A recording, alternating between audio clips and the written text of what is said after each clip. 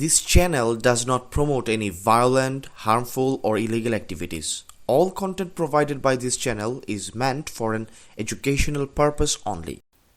সম্প্রতি দেশের প্রধান দুটি গণমাধ্যম প্রথম আলো ও ডেইলি স্টার কার্যালয়ে হামলা এবং অগ্নিসংযোগের ঘটনাকে কেন্দ্র করে অন্তর্বর্তীকালীন সরকারের ভূমিকা এবং জামায়াত ইসলামের রাজনৈতিক অবস্থান নিয়ে বিস্ফোরক মন্তব্য করেছেন প্রবীণ সাংবাদিক ও ইংরেজি দৈনিক নিউ এজের সম্পাদক নুরুল কবির।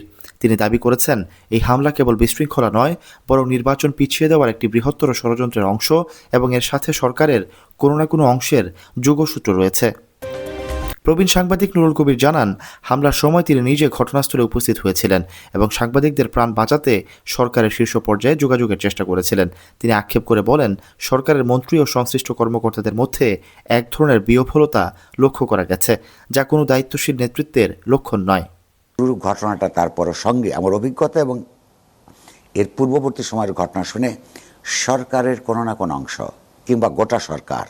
তিনি আরও উল্লেখ করেন যে এটি কেবল দালান পোড়ানো নয়, বরং সাংবাদিকদের ভেতরে আটকে রেখে পুড়িয়ে মারার একটি সুচিন্তিত পরিকল্পনা ছিল। ফায়ার সার্ভিসকে আগুন নেভাতে বাধা দেওয়াও এই সন্দেহের ভিত্তি হিসেবে কাজ করছে। সাক্ষাৎকারে নুরুল কবির অভিযোগ করেন, জামায়াতের শীর্ষ নেতারা একদিকে হামলার নিন্দা জানাচ্ছেন, অন্যদিকে তাদেরই ছাত্র সংগঠনের নেতারা প্রকাশ্যে প্রগতিশীল প্রতিষ্ঠান ও সংবাদ মাধ্যম ধ্বংসের ঘোষণা দিচ্ছেন। নুরুল কবির এই দ্বিচারিতাকেই মুনাফেকি হিসেবে সংজ্ঞায়িত করেছেন। আবারও আমি বারবার যে জামাত ইসলামীকে মুনাফেক বলি, এ আরেকবার তারা সর্বশেষ পরশুদিন এই মুনাফেকি প্রমাণ করছে। একদিকে একরকম কথা বলে, আরেকদিকে অন্যরকম কথা বলে। এটা তারা নতুন না। নুরুল কবিরের বিশ্লেষণে উঠে এসেছে এক ভয়াবহ রাজনৈতিক সমীকরণ। তিনি মনে করেন, আওয়ামী লীগ এবং জামায়াত ইসলামী উভয়ই ভিন্ন ভিন্ন কারণে নির্বাচন পিছিয়ে দিতে চায়।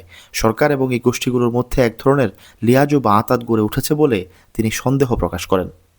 অধ্যাপক ইউনূসের সরকারের মধ্যে এখনো পর্যন্ত জোর করে ক্ষমতাকে, নির্বাচনকে পিছিয়ে দিয়ে ক্ষমতাকে প্রলম্বিত করে এই রাষ্ট্র ক্ষমতা উপভোগ করবার যে আনন্দ, এইটা পাবার জন্যে এই জামাত ইসলামী সহ যারা মনে করেন না যতই তারা উপর দিয়ে বলুক তারা ক্ষমতায় চলে যাবে, তারা ঠিকই অ্যাসেসমেন্ট আছে তারা ক্ষমতায় যেতে পারবে না।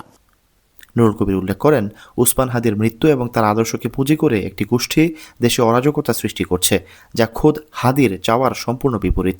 হাদি ভিন্নমতের হলেও তিনি নির্বাচনের পক্ষে ছিলেন এবং সংবাদপত্রের স্বাধীনতার কথা বলতেন, কিন্তু তার নাম ব্যবহার করে এখন নির্বাচন বানচাল এবং সংবাদ মাধ্যম ধ্বংসের পায়তারা চলছে।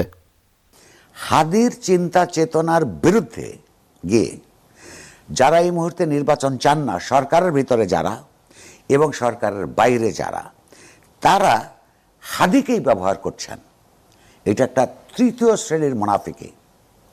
আর এই যে মাত্র বললেন ডেইলি স্টার এবং প্রথম আলোর বিরুদ্ধে উপর এই নৃশংস আক্রমণ এবং সাংবাদিকদেরকে পুড়িয়ে মেরে ফেলার যে পরিকল্পনা, সেইটাকে জামাত ইসলামী নিন্দা করেছে অফিশিয়ালি।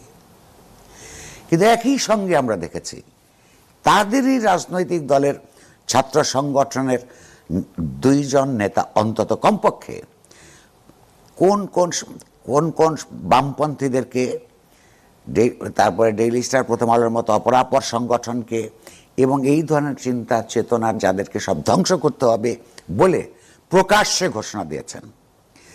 এই মুহূর্তে আপনি যখন পর্যন্ত আমাকে জিজ্ঞেস করছেন, তখন পর্যন্ত জামাত ইসলামী তাদের বিরুদ্ধে কোনো ব্যবস্থা গ্রহণ করে নাই। ফলে একদিক হইল, এটাকে বাংলা ভাষায় বলে সর্প হয়ে দংশন করা, ওঝা হয়ে ঝাড়া। অর্থাৎ আবারও আমি বারবার যেই জামাত ইসলামীকে মুনাফেক বলি, এ আরেকবার তারা সর্বশেষ পরশুদিন এই মুনাফিকি প্রমাণ করছে। সরকারের প্রভাবশালী কর্মকর্তাদের অতীত কর্মকাণ্ডের প্রসঙ্গ টেনে নুরুল কবির হুঁশিয়ারি দিয়েছেন যে এসব হামলার ঘটনায় যদি কোনো নাটক সাজানো হয় তবে জনগণ তা মেনে নেবে না। তিনি সতর্ক করে দিয়ে বলেন, উসমান হাদির হত্যাকাণ্ডের ব্যাপারে হোক কিংবা এই পরবর্তী পত্রপত্রিকা এবং সাংস্কৃতিক প্রতিষ্ঠানগুলোর উপর আক্রমণের ব্যাপারেই হোক, তারা যদি সত্যিকার আসামিদের না ধরে, যদি এই ধরনের জজমিয়া কাণ্ডের নতুন করে কোনো নাটক করবার চেষ্টা করে, তবে তারা এই দেশে কোনো অবস্থাতেই মাফ পাবে না। নুরুল কবিরের এই বিশ্লেষণ দেশের বর্তমান পরিস্থিতিতে একটি গভীর সংকটের ইঙ্গিত দিচ্ছে। তার মতে, একটি ধর্মীয় ফ্যাসিবাদী রাজনৈতিক প্রবণতাকে সরকার পক্ষ থেকে পরোক্ষভাবে প্রশ্রয় দেওয়া হচ্ছে, যা শেষ পর্যন্ত গণতন্ত্রের পথকেই রুদ্ধ করবে। এমন পরিস্থিতিতে বর্ষিয়ান এই সাংবাদিক নির্বাচনমুখী রাজনৈতিক ও সামাজিক শক্তিগুলোকে একত্রিত হয়ে কথিত উগ্র ডানপন্থী জঙ্গি অপশক্তির বিরুদ্ধে রুখে দাঁড়ানোর আহ্বান জানিয়েছেন। Sakib, BNN news 24।